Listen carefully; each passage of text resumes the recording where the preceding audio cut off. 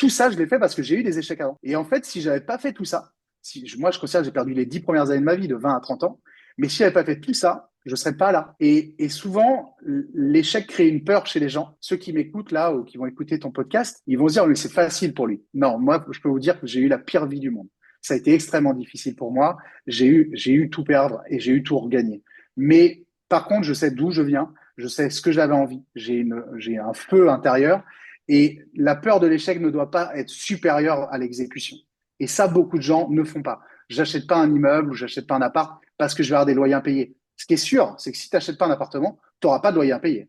Donc, tu ne te mets pas en zone de risque. Par contre, à 60 ans ou 70 ans, comme la plupart des Français, ne venez pas nous embêter, pour pas dire un autre terme, en disant c'est dégueulasse. Arnaud, il a 200 milliards de fortune. Mais grand bien lui en face. Combien de nuits il n'a pas dû dormir, Bernard Arnault, à se poser la question s'il achetait Christian Dior ou il n'achetait pas Mm. Christian Dior?